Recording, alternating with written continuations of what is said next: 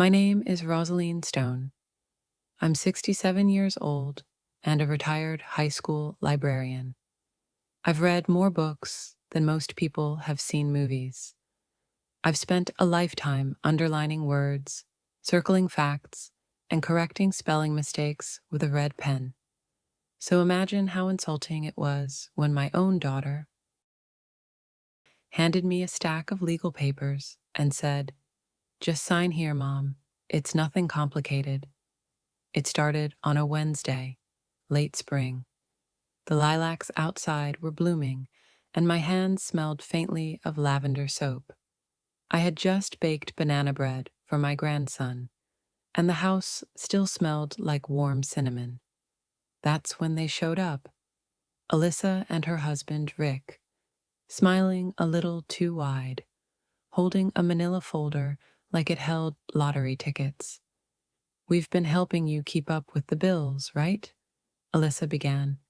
"And with the yard, and the taxes, and your meds," Rick added.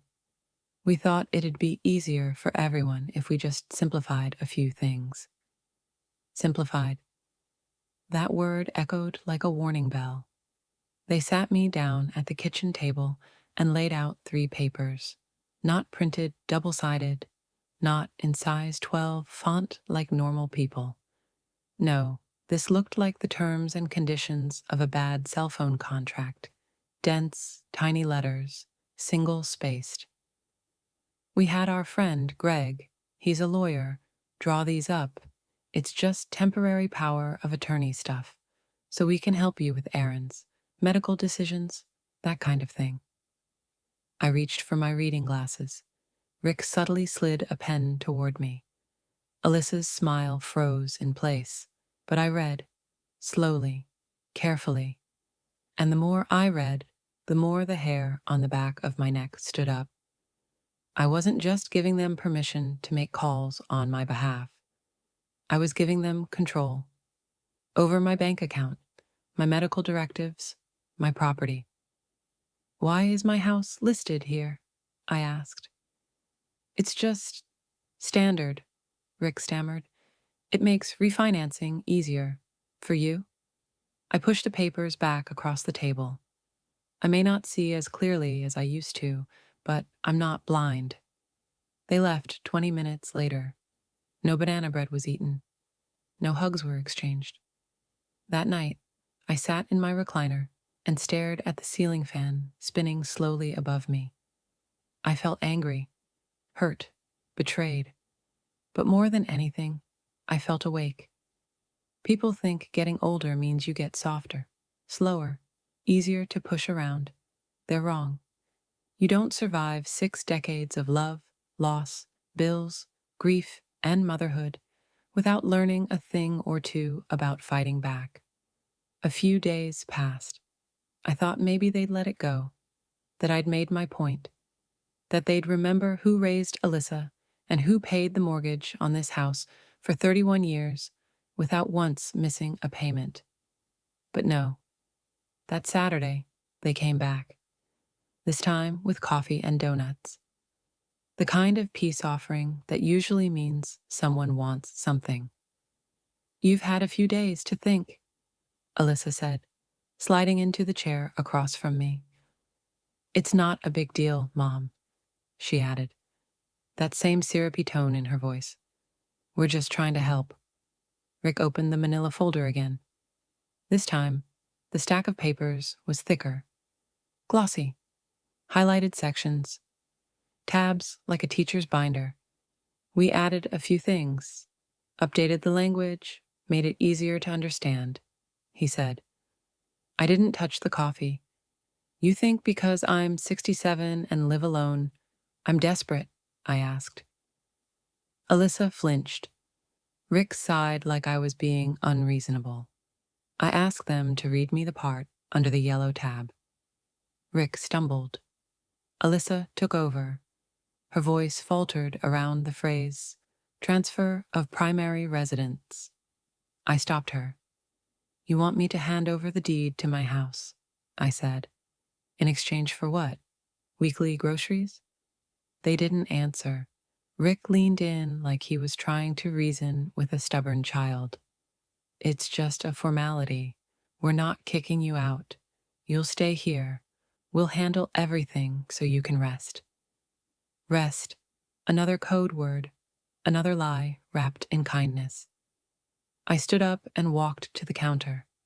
I pulled out the small spiral notebook I keep by the fridge, the one where I list every visitor, every phone call, every detail. I started writing, May 14th. Alyssa and Rick returned with new legal documents. Pushed for home ownership transfer. I refused. Rick narrowed his eyes. What are you doing? I'm writing the truth down, I said, in ink, so I don't forget. And so if anything happens to me, no one else does either. They left shortly after. I didn't touch the donuts. That night, I photocopied every page they had left behind. I stored copies in 3 different places, one in the freezer, one in my Bible, and one I mailed to my cousin Irene in Missouri. She's 72, still drives, and has a stronger backbone than most people I know. They thought I'd sign out of confusion. They didn't realize I'd memorized the fine print of manipulation decades ago. And I was just getting started. I spent the next few mornings sitting on the back porch, coffee in hand, staring out at the fence Walt built 25 years ago. The paint was peeling now, and the honeysuckle had grown wild along the side, but it was still our fence. This house held every memory I had left of him. His tools still in the shed, his jacket still hanging behind the laundry room door. And now, my own daughter was trying to rewrite that history with a signature. I went through every drawer, every envelope, every bill I'd ever saved, just in case. I found the original deed in Walt's old folder, tucked between faded birth certificates and a yellowed photo of our first car. He had written in bold pen across the top, Rosalind, if anything ever happens to me, this is your castle. Don't let anyone take it. That day, I made 3 phone calls. The county records office, to confirm my name was still on the title. Irene, to update her. She said, let 'em try. We're not our mother's old women. Mr. Prescott, Walt's old friend, who used to practice law before retiring. He said he'd stop by Monday. That evening, Alyssa came by again. Alone this time. No Rick. She brought a folder and a soft voice. Mom, I just want what's best for you. She sounded tired, or guilty, maybe both. She placed the paper down carefully. It's a living trust. It means if anything happens, we won't have to go through probate. It's easier for everyone. But I saw it again, the clause buried halfway down the page. Full transfer of rights, ownership, and authority over physical property, including but not limited to. You want me gone before I'm even gone, I said quietly. Alyssa teared up. No, Mom. I just don't want to deal with a mess later. You don't understand how complicated estates can be. Oh, I do, I said. I just didn't realize I was the mess. She stood up fast, said something about me being stubborn, that she was just trying to help, that I didn't trust her. She was right. I didn't. Because if I had trusted her blindly, I might have signed. And then this home, this life, would have vanished under ink and good intentions. After she left, I wrote another journal entry. I called it, What They Don't Teach You About Aging, Chapter 1. And in big, underlined letters, I wrote, Read everything twice, then read it again, especially when it comes from someone you love. The Monday after Alyssa's last visit, I found myself staring at the old oak filing cabinet in the hallway. It had 3 drawers. The top one stuck sometimes, The second was filled with warranties for appliances we no longer owned, and the bottom was locked. Walt had the key on his chain until the day he passed. I hadn't thought about it in years. Now I needed it. After 20 minutes of digging through drawers and junk boxes, I found it, taped inside the back of our wedding photo frame. That was so him. Quiet, careful, always 2 steps ahead. When the drawer slid open, the smell of dust and old paper filled the air. Inside were documents I hadn't seen in a decade. Tax forms, birth certificates, insurance paperwork, and near the back, the envelope I remembered from the day we signed it. Walt and I had created a joint will in 2008. We'd sat across from a notary at the bank and signed it together. It was straightforward. In the event of either of our deaths, the house would go to the surviving spouse. Upon both our passing, it would be split equally between Alyssa and our church foundation. But when I pulled out the envelope, it was empty. My chest tightened. I searched the rest of the drawer, checked inside books, behind folders, under loose papers. Nothing. Did she take it? I whispered aloud. Would she go that far? It wasn't just paranoia. That last meeting with Alyssa had changed something. There had been no warmth left in her voice, only a desperate edge, like someone who already thought they deserved what they hadn't earned yet. I picked up the phone and called Mr. Prescott. It's gone, I told him. The original will. It's missing. He didn't sound surprised. Rosalind, he said, people get bold when they assume someone won't fight back. But they underestimate the women who've lived through marriages, miscarriages, and mortgage rates. We don't fold. We strategize. He offered to come by the next morning, said we'd start fresh, draft a new will, notarized, filed properly. That night, I didn't sleep much. I kept replaying the way Alyssa had hovered by the cabinet 2 weeks ago when she helped me tidy up. The way Rick always asked if I was keeping track of my medications. The way they talked over me like I wasn't in the room. They thought they could erase me. They didn't realize I remember everything. Especially betrayal. It was subtle at first. A missing letter here, a delayed bill there. Nothing that couldn't be blamed on the postal service or honest mistakes. But then one morning, as I walked out to collect the mail, I saw it. My name, Rosalind Stone, had been peeled off the side of the mailbox. In its place, a cheap new sticker, A&R Holdings. At first, I thought maybe it was graffiti, a prank. But deep down, I knew exactly what it was. A message, a warning, a signature of intent. I marched straight back inside, letters still clenched in my fist, and called the county clerk. I gave them my parcel number, address, and legal name. Ma'am, the woman on the other end said, tapping keys, we still have the property listed under Rosalind Stone. No transfers, no liens, no flags. Then what the hell is A&R Holdings? There was a pause. Then she read aloud, it's a registered LLC, created 2 months ago. Owners, Alyssa R. Holloway and Richard D. Holloway. A&R, my daughter and her husband had started a shell company. I almost laughed. Almost. They had no legal claim to my home, yet. But they were preparing the battlefield. I sat at the kitchen table and stared out the window. Walt's old rose bushes were blooming again. He used to call them July fireworks, the way they exploded open all at once. I always thought I'd pass those bushes on to Katie, our granddaughter, not sell them to a fake corporation like some rundown plot of land. I called Mr. Prescott again, told him everything. They're trying to make it look like the house already belongs to them, I said, even if they can't prove it yet. He didn't skip a beat. Then it's time we put it in writing that it doesn't. That same afternoon, he came by with a new will.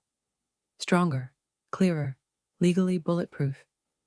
I initialed every page, signed it under a notary's eye, and mailed certified copies to Irene, the county office, and myself. That evening, I took a permanent marker and wrote my name back on the mailbox. Rosalind Stone, still standing, still fighting. They may have wanted to ghost me out of my own life, but I was here, and I was writing myself back in, letter by letter. The thing about being 67 is people stop listening to you the moment you pause to think. They mistake quiet for confusion, thoughtfulness for decline. And when you ask to read something twice, they act like you're stalling because you can't keep up. That week, I realized my daughter wasn't just mistaking me for weak. She was counting on it. It started with a doctor's appointment, routine, or so I thought. Alyssa offered to drive me, saying she wanted to catch up. But when we got there, she handed the receptionist a folder before I could even open my purse.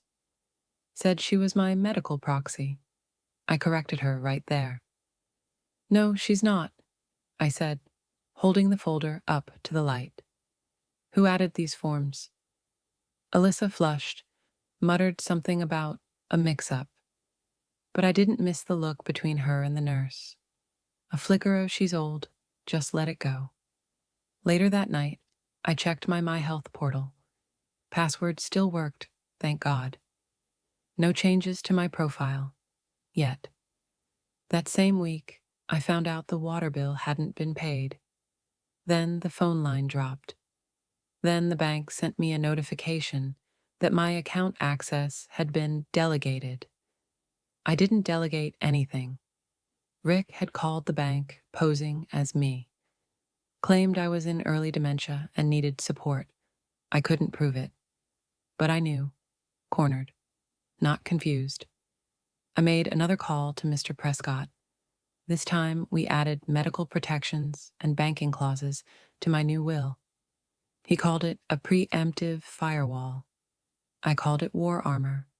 I also started writing letters, not digital ones, real letters, to friends, to old coworkers, to neighbors who still remembered when Walt used to mow their yards in the summer. I told them everything, in detail, because if they were going to try to isolate me, I'd beat them to it. I'd build my own network, one made of people who remembered I had value, not just property. The world thinks aging makes you slow, but truth is, it makes you sharper. You learn to watch patterns, to listen to silence, to feel the room shift before the words are even spoken. I wasn't losing my mind. I was building my defense. And no one, not even my own blood, was going to take it from me quietly. By midweek, the front porch light stopped working. The trash bins were suddenly missing. The groceries Alyssa used to drop off every Sunday stopped arriving. It was a slow siege, death by small withdrawals. Little kindnesses removed like bricks, pulled from the foundation. All of it cloaked in that word, helping. We're just giving you space, she texted.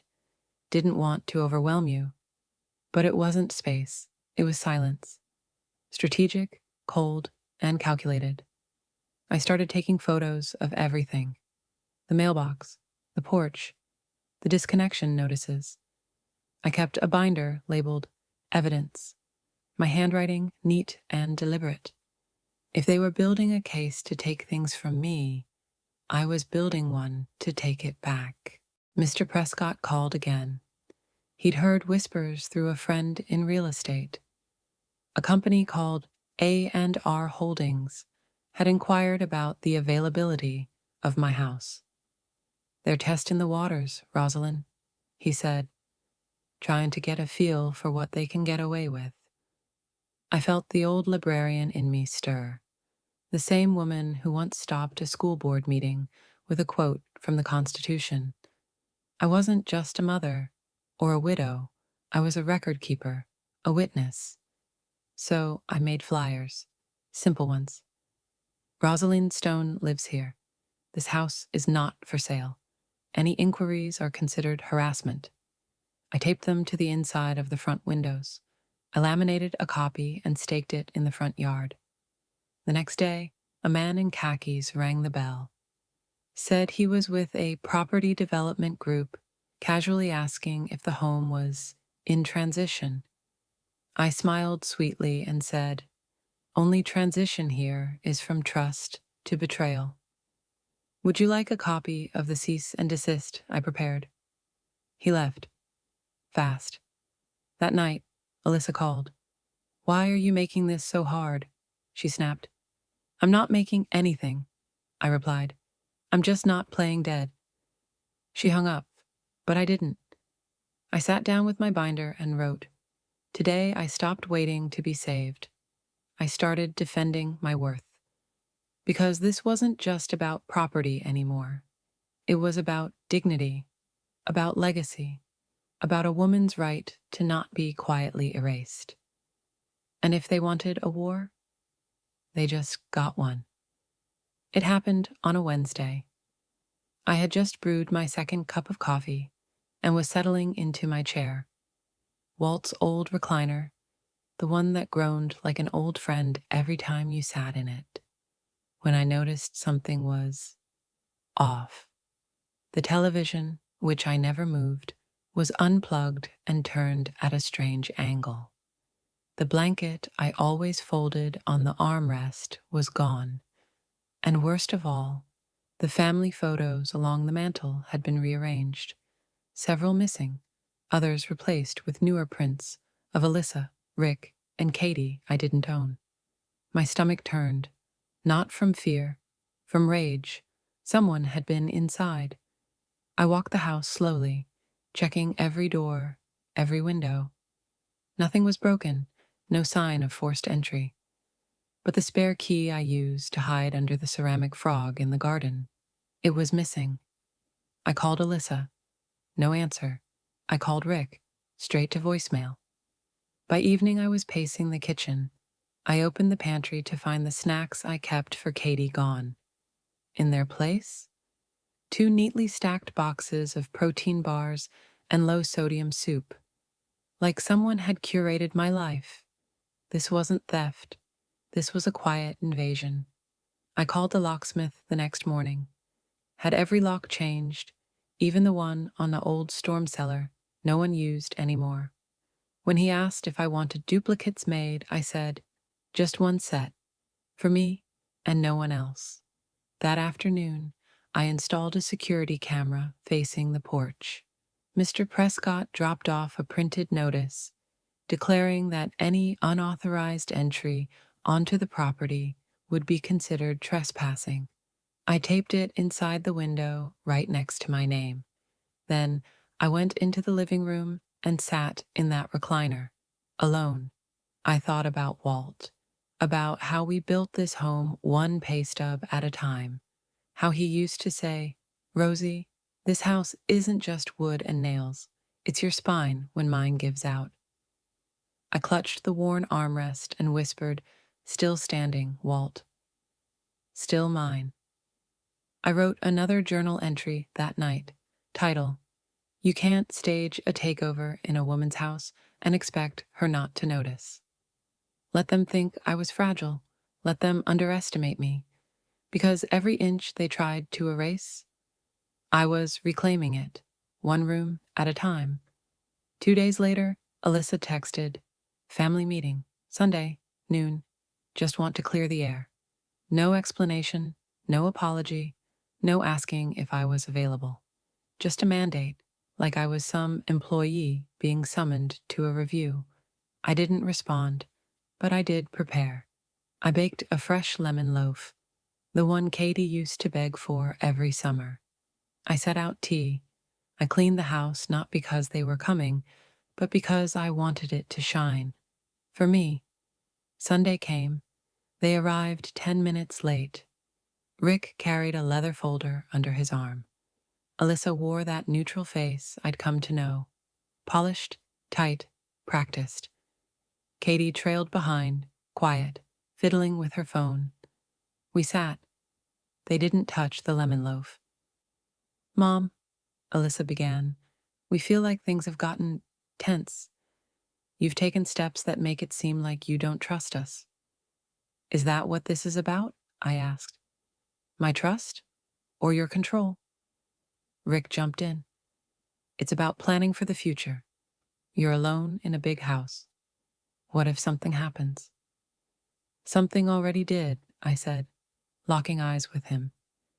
"You tried to take what wasn't yours." He sighed. "This hostility isn't helping anyone." I leaned back, calm as a storm before landfall. "You walked into my house without asking. You redirected my mail. You filed LLC documents and made bank calls in my name. That isn't helping either." Alyssa folded her arms. "You're being dramatic." I stood. "Number, I'm being clear. This house is mine. My name is still on the deed. And if you try one more time to chip away at that fact, I'll take this to court." Katie looked up. "Grandma?" I turned to her. "Sweetheart, I love you. But I need you to understand something. Love doesn't mean letting people walk over you." Silence filled the room like fog. Alyssa stood. Rick followed. No one touched the tea or the lemon loaf. After they left, I sat at the table and scribbled another note in my journal. "A meeting held to silence. A woman only makes her voice stronger." They came to corner me, but I had already claimed the entire room. That night, I sat at the edge of my bed and took off my wedding ring. Not because I stopped loving Walt, but because I needed to remember who I was before him, before I was a wife, before I was a mother, before I was someone who apologized for taking up space. I wrapped the ring in soft cloth and placed it in the old jewelry box Walt gave me on our 25th anniversary. Then I slipped the box into a tin, walked out back in the dark, and dug a small hole beneath the rose bushes. "Just for tonight," I whispered. I needed a moment to reclaim myself, not as someone's widow or someone's mother, but as Rosalind Stone, the girl who once hiked solo through the Smokies and read banned books out loud in a public library just because she believed words should be free. That night, I didn't wear the ring, and for the first time in months, I slept all the way through.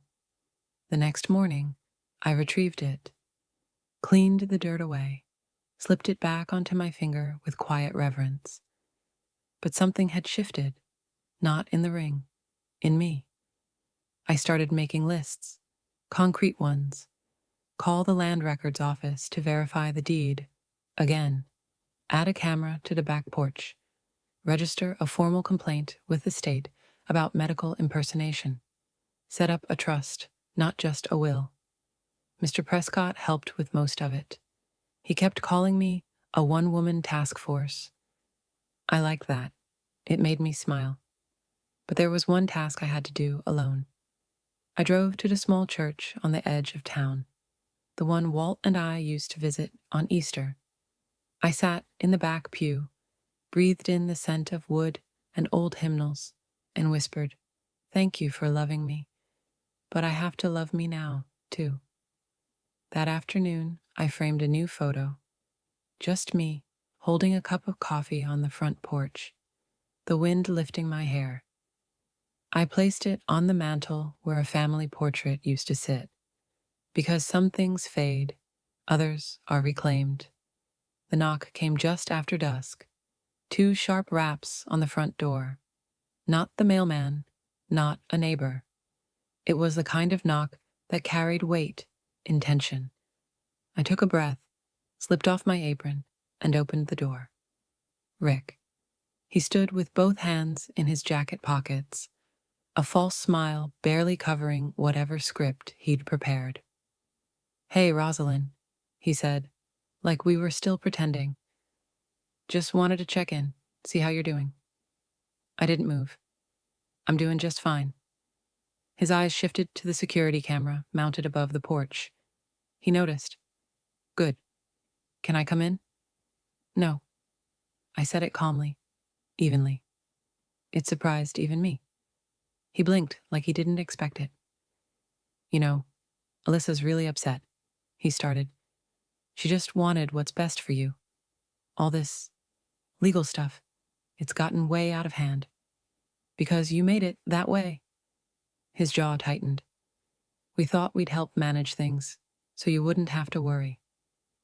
"Rick," I said slowly, "you tried to own my life. Not help it." He stepped back, tone hardening. "Fine, but don't come crying to us when you need something." I smiled, not to provoke, just because I realized I didn't feel fear anymore. "I haven't cried for you yet. Doubt I'll start now." He left. I closed the door and locked it. Twice. Then sat at the kitchen table and pulled out my pen. I wrote, "Confidence isn't about being loud. Sometimes it's just being willing to say no and mean it." They thought they could manipulate me with guilt, with silence, with withdrawal. But I wasn't the same Rosalind who stood trembling in a doctor's office weeks ago. I was the woman who now answered the door with her chin high and her house secured. And I no longer feared being alone. I feared losing myself far more. And I had no intention of ever doing that again. The first time I met with Mr. Prescott, I cried in his office. Not because I was scared, though I was, but because I felt like I had to apologize for needing help. That's what aging does to you sometimes. It tricks you into thinking asking for protection is weakness. But not this time. This time I walked in wearing my Sunday blue blouse, the one with pearl buttons Walt used to compliment. I had a clipboard with notes, 3 questions highlighted in yellow, and a voice that didn't tremble. "Let's talk about power of attorney clauses," I said as I sat down. Mr. Prescott looked up, pleasantly surprised. "Absolutely, Ms. Stone." I had him remove every clause Alyssa and Rick tried to quietly insert through old documents. We went over each paragraph with a fine-toothed comb. Then we discussed setting up a revocable living trust, one that would guarantee I controlled my assets until the day I physically couldn't. Not just mentally, not just with suspicion from a family doctor, but physically. "I don't want an opinion to be the reason I lose everything," I told him. "Understood," he replied. "You're the boss of this ship." That sentence sat with me. I was the boss. Of my house, my health, my name. Before I left, I asked Mr. Prescott if I was doing the right thing. Not out of doubt, but out of hope. He smiled. "Rosalind," he said, "I've worked with clients for 30 years. Most people come in too late. You walked in right on time." I stepped outside and felt the sun hit my face. It had been a long time since I walked away from a meeting feeling bigger than when I entered. That afternoon, I wrote in my journal, "You're never too old to draw a line," especially when it's the line that saves you. I poured myself a glass of iced tea, sat on the porch, and let the wind play with my hair. It didn't undo the past, but it proved one thing without question. I wasn't just surviving anymore. I was steering. It was a Tuesday when the white sedan pulled up. I saw it from the kitchen window while drying dishes. A young woman in a navy blazer stepped out, briefcase in hand, and made her way up my walkway with the confidence of someone who thought she belonged. I met her at the door before she could knock. "Can I help you?" I asked. "Hi, Mrs. Stone. I'm here on behalf of your daughter. Just need you to sign a few updated medical and financial directives." She smiled too wide, like a waitress trying to sell dessert no one asked for. "Do you have a business card?" I asked. "Oh, I didn't bring one, but I'm certified with Sunfield Notary Services." "Then I'm sure you know I don't sign anything without my attorney present." She blinked. That wasn't in her script. "It's just routine. Your daughter said you were expecting me." "No," I said firmly. "My daughter knows better. And now, so do you."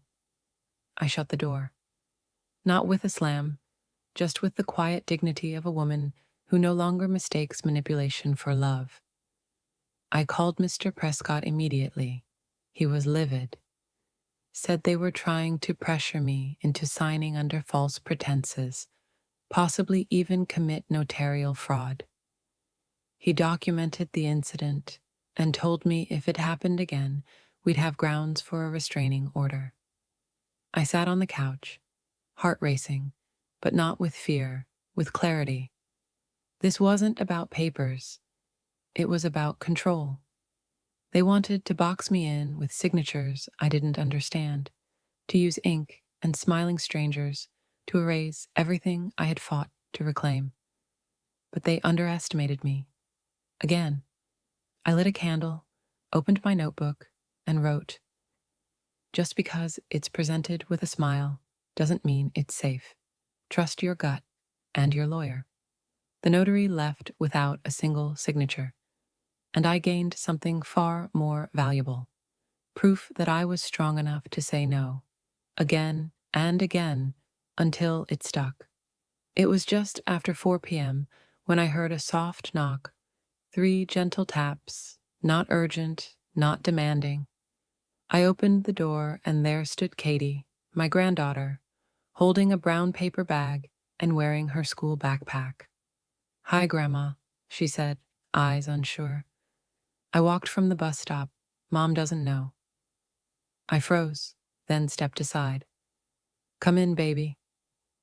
She took off her shoes like she always used to and placed the bag on the counter. Inside, a peanut butter sandwich, a juice box, and 2 cookies wrapped in foil. "I told them I was staying after school for drama club. I missed you." My throat tightened. I reached for her hand. "I missed you too, Katie. So much."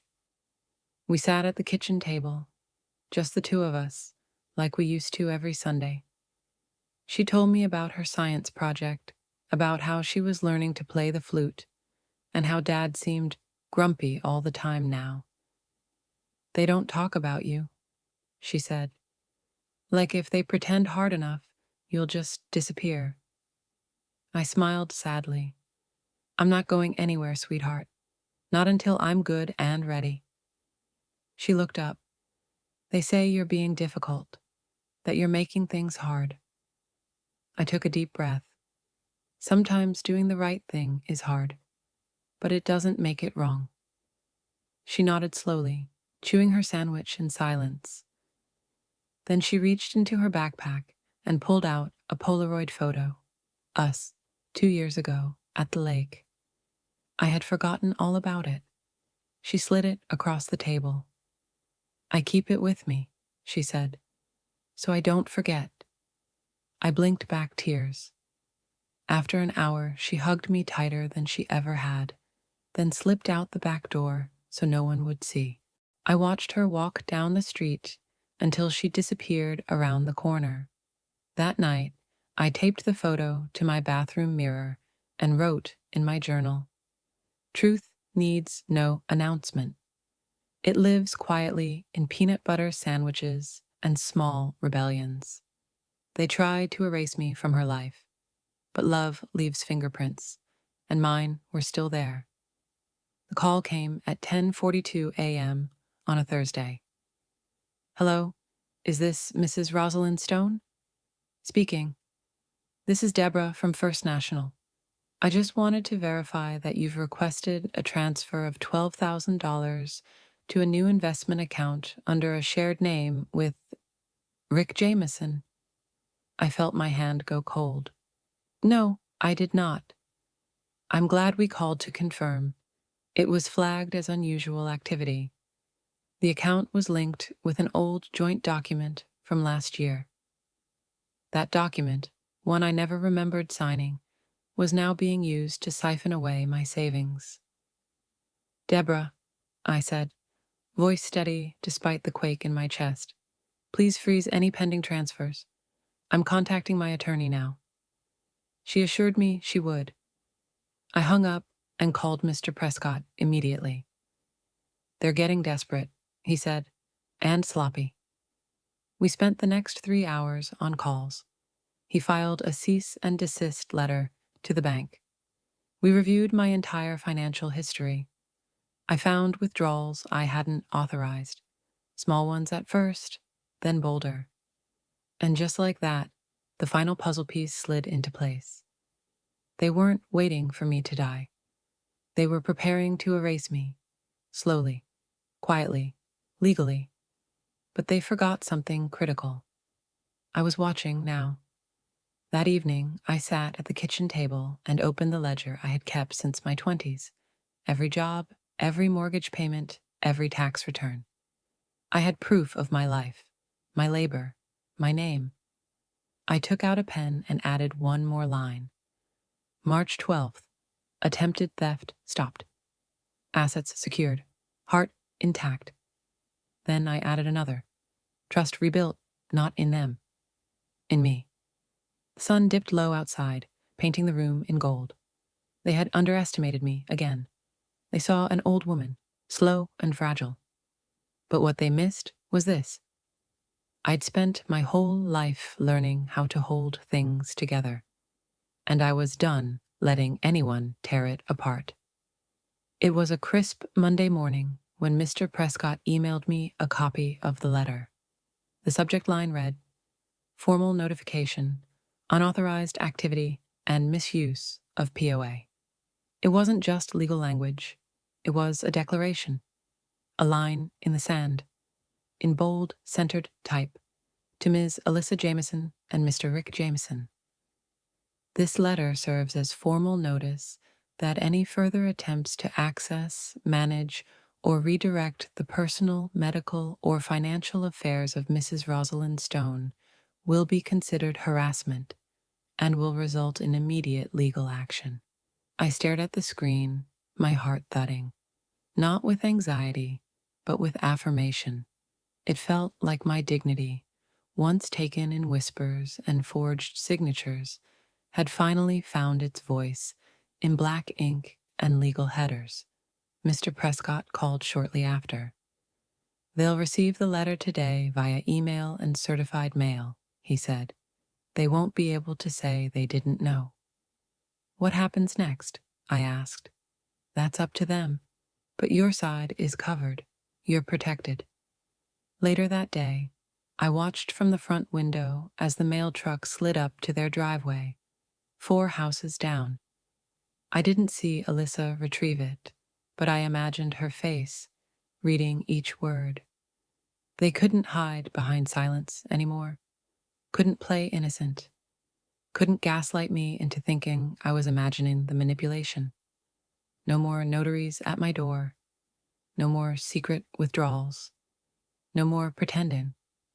That night, I walked through every room of my house. I touched the edges of framed photos, fluffed the pillows on the couch, straightened the spice jars in the kitchen. This wasn't just my home. It was my boundary, my earned space, and now legally protected. I made tea, sat at my desk, and wrote. They can't take what they didn't build, and they didn't build me. Some victories don't come with applause or champagne. Some come in envelopes stamped certified mail, and they're just as powerful. It was only a matter of time before the phone rang, Alyssa's number. I let it buzz twice before answering, not out of spite, but to remind myself that I could choose when to respond. "Mom," she said, her voice thin with forced warmth. "We got the letter. I think there's been a huge misunderstanding." I said nothing. Let the silence sit. She hated silence. "We never meant to hurt you. We just thought you needed help managing everything. Things got confusing." "No," I said calmly. "They didn't get confusing. They got convenient. For you." She sighed. Rick was only trying to streamline some things. It wasn't about control. Then why did I find forms I never signed? Why did a notary show up with documents I never requested? Why did I have to find out from a bank that you were moving my money? Her voice tightened. "So what? You're cutting us off now? You're just going to be alone?" "I'd rather be alone than robbed while smiling." I didn't yell. I didn't cry. And that silence at the end, that long, stammering pause, that was the sound of a daughter realizing her mother wasn't afraid anymore. "Goodbye, Alyssa." Click. I sat still for a long time after that. Not because it hurt, though it did, but because I was proud of myself. Proud of that voice. Proud of the boundary. Proud of refusing to gaslight myself into guilt. That night, I lit a candle on the porch. Just one. A small flame against a large world. I opened my journal and wrote, "Love is not permission to erase someone. Not even if you share their blood." They wanted me to think standing up for myself was betrayal. But it wasn't betrayal. It was returning home to who I'd always been. And I wasn't done yet. I didn't mean to become a story in the neighborhood, but you can only hold your head high so long before others start asking why it's been down. It started with Mrs. Jennings, my neighbor from 2 doors down. She stopped by with a peach cobbler and said softly, "We haven't seen Alyssa in a while. Everything all right?" I smiled politely. "I'm doing just fine." But something in my voice cracked, just enough. She didn't press, just placed the cobbler on the counter and said, "Well, if you ever need anything at all." Later that week, it was Pastor Willis. He called to check in, something he hadn't done in months. Said he had a hunch. Said the Lord had put me on his heart. Then came the grocery store clerk, who offered to carry my bags all the way to my porch. The librarian who slipped a handwritten note into my returned books. "You're stronger than anyone I know." It was like a slow tide turning. People who had once assumed I was the sweet old woman with the careful garden and soft cardigans were now looking at me differently, with recognition, with respect. And one afternoon, Katie came by again. This time, she brought a notebook. She wanted help with her school essay on heroes. "Can I write about you?" she asked. I felt my heart fold and unfold at once. "You can," I whispered. "If you tell the truth." She nodded. "That's why I picked you." That night, I sat on my porch, wrapped in the soft quilt I made during Walt's last year. The air smelled like jasmine and something sweeter, maybe grace. I opened my journal and wrote, "You don't always have to shout your story. Sometimes the world hears you anyway." The community saw me now, not as a woman abandoned, but as a woman standing, and their eyes, kind, knowing, became a mirror, one I could finally believe in. It was the annual Founders Sunday at our local church, the one Walt and I had attended for over 30 years. I had debated not going. Too many eyes, too many questions. But something in me needed to be seen, not pitied, not protected. witnessed. The pews were full, the choir wore gold sashes, and the theme was legacy. Halfway through the service, Pastor Willis asked if anyone wanted to give testimony. A few people stood. Mr. Baker shared a story about surviving heart surgery. The Williams boy thanked the church for college donations. Then, without fully meaning to, I stood, hands trembling, voice not. My name is Rosaline Stone. I'm 67 years old. I raised a daughter, buried a husband, taught public school for 38 years. I've been lied to, taken advantage of, nearly erased by people who once called me mom and sweetheart. The room was still. Even the choir froze. But I am still here, and I have learned that love without respect is not love, that signatures don't make you family, and that sometimes the strongest thing a woman can do is stop being quiet. A few gasps. One whispered, Amen. My name is Rosaline Stone, and I'm not signing anything else but my own destiny from here on out. I sat back down, heart pounding in my chest like a drum of liberation. After the service, people came. Hugs, tears. A woman in her 50s said, My sister did the same thing to our mama. We didn't know until it was too late. Another leaned in and whispered, You gave me the courage to finally call my lawyer. That night, I took the program from my purse and folded it neatly, slipped it into my journal beside the other pages. Then I wrote, My name is Rosalind Stone. I am no one's burden. I am no one's pawn. I am my own damn legacy. It wasn't just testimony. It was resurrection. 3 weeks after I spoke in church, I sat in Mr. Prescott's office with the spring sunlight warming the room through wide glass windows. He slid a folder across the table. No rush, just quiet assurance. This is the last document you need to sign, he said. It revokes any prior power of attorney, sets up protections for your home and finances, and names you as sole decision maker on all fronts. I stared at the signature line for a long moment, not because I was hesitant, but because this signature mattered. All my life I'd been signing papers, marriage license, mortgage, permission slips, hospital waivers, and then one day I was signing things I didn't understand, things pushed at me with soft voices and smiling faces, asking me to trust when I should have questioned. But not this time. This time, I read every word. This time, the pen felt like a sword. I signed Rosalind M. Stone, clear, centered, permanent. When I looked up, Mr. Prescott nodded. You've just reclaimed everything they tried to take. We shook hands, and I walked out into the sunlight, feeling taller than I had in years. At home, I placed that final document in the drawer beside my journal, where truth had lived these past months. Then I took out a fresh page and wrote, They made me sign papers I couldn't read. But I learned to read everything, not just the fine print, but the intent behind it. I fought not just for my assets, but for myself, and I won. Katie came over that evening. She had her essay printed in her hand. Can I read it to you?